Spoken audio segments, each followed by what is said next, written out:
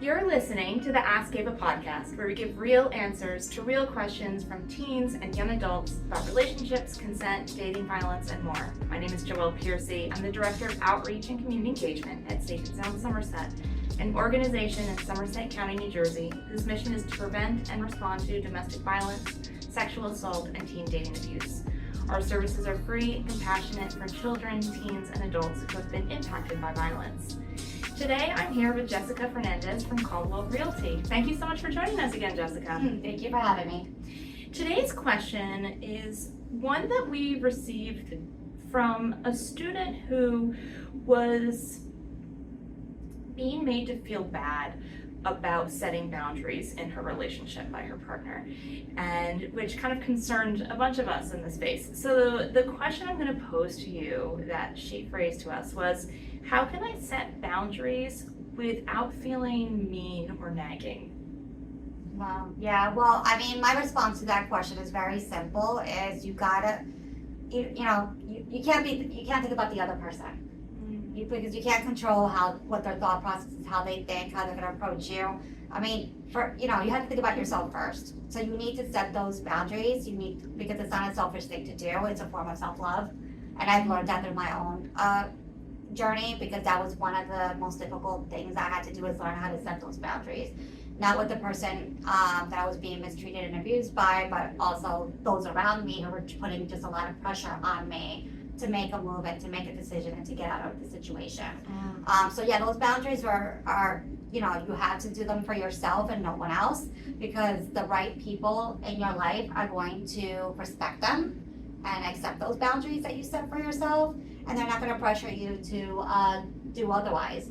And that's how you know who are the people that you need to surround yourself by. That's how you know who are the people who really have your best interests at heart, are the people that automatically respect your boundaries and don't push back. The ones that do and challenge you and try to manipulate you or gaslight you into thinking that your boundaries don't make sense and that they're not right are the ones that's a huge red flag. And those are the people you need to watch out for. So I would definitely say, you set those boundaries and you don't worry about what the other person says. And that's such a central part of that. The way we kind of simply introduce the definition of boundaries is that they are guidelines or limits that express how we feel comfortable in our interactions with other people, and that's about what we feel comfortable with. That's not about the other person. Right? No, definitely, it's about you, and this whole journey, it's about you and nothing else. And it's a good way to set these boundaries when you're going through the process of healing, or you're going through the process of what your next step is, because you have every right to take all the time that you need to do that. It's your free will. And I definitely think the last thing you need to be worried about is how the other person feels about the situation, especially if they're the ones who are putting you in that situation in the first place. Yeah, and especially if boundaries are about what makes you feel safe, the people that care about us should want us to feel safe when we're with them, right? Yeah, and then when you set those boundaries, you start feeling like you're getting your power back. And if you are in a situation like I was 3.5 years ago almost, where I felt so powerless, I felt stuck, I felt suffocated, the moment I started really learning how to reset those boundaries, I started to feel like I was getting my power back little by little. And then my confidence started to come back. And then I started to feel stronger. And then I started to really motivate myself to really take the steps that I needed to get myself out of that situation and to set those boundaries. Those boundaries saved me. Right. Because I looked at it as a way to get my power back and to love myself more. And but I did it in steps, little by little, because again, I was in a situation where I couldn't just leave right away. I had to set a plan for myself. I had to, I felt like I couldn't just get up and leave. I had to take the time to make a plan for myself, buy myself more time, because I felt, my kids and I did not deserve to be in a situation where we were struggling while the other person was able to move on and not struggle at all. I didn't want that, so I knew I needed to be smart about it, and the boundaries kind of helped me do that. It bought me a little bit more time. Yeah, setting boundaries is not about being a nag. It is about creating the space that is best for you. Yeah, and I've been really studying the lesson theory by Mel Gibbons. Yeah, Mel Robbins. Okay. Sorry, and I was actually watching a video last night while I was kind of doing my research on this because I wanted to make sure I spoke from the heart and I gave a lot of information. She actually said something that really in one of her TikTok videos. She said, where is it? Oh yeah, here you go. She said, boundaries are not walls. They're doors with locks. You decide who gets access and who does not. Because when you do this, you slowly start to get your power back. And that really goes, piggybacks off what I just said, is that setting those boundaries, don't look at it as a permanent thing. Look at it as, it's a, like she said, it's a door with a lock, and you can unlock it when you're ready. And you can keep it locked for as long as you need to. Yeah. Absolutely. That's just a really powerful image, definitely. It's one thing you mentioned earlier is when you began setting boundaries, that's when you began to get more confidence.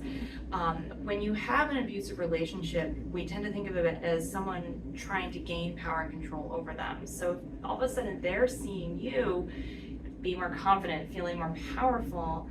There's times when that harm doer may start to act out and may start to really tear down and try to tear down those boundaries. Right. Yeah, that's where the manipulation comes in, the gaslighting, because they're starting to feel like they're losing control over you.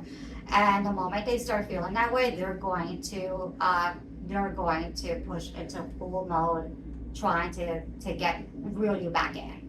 And sometimes it's love bombing, sometimes it's the gaslighting, the manipulation. It comes in many different forms.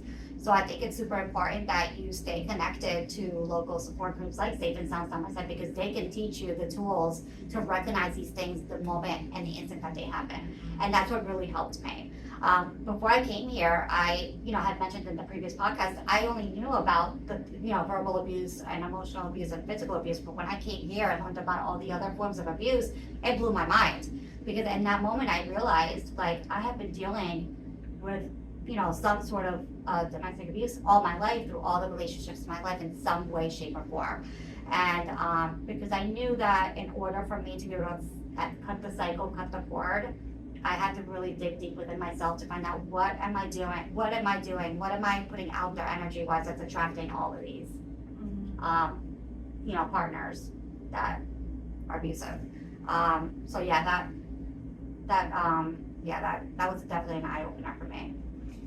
Yeah, when you began to set those boundaries, what was some language that you found helpful in being clear about what you were okay with and what you weren't?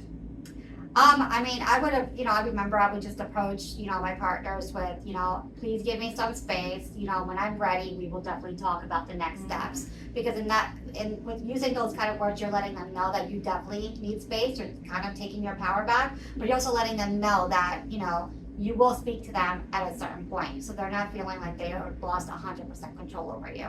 And depending on where they are, state of mind, they'll pull back a little bit, and they will give you that space, because you pretty much confirm that you are going to speak to them at some point.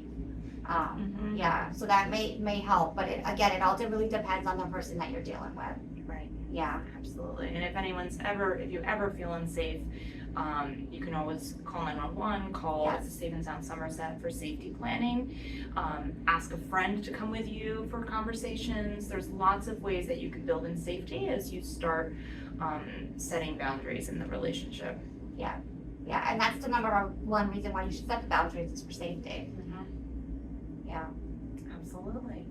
If you had that girl here that was feeling like her partner was angry or upset or being hurt by her boundaries, what's just one final message you would give her? One final message would be to love yourself above all, and put yourself first no matter what. And it's not your fault that you're in the position that you're in. It's not your job to heal the other person. It's not your job to fix them.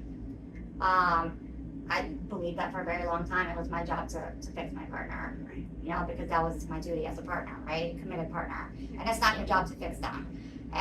It's your job to fix yourself and heal yourself. Yeah.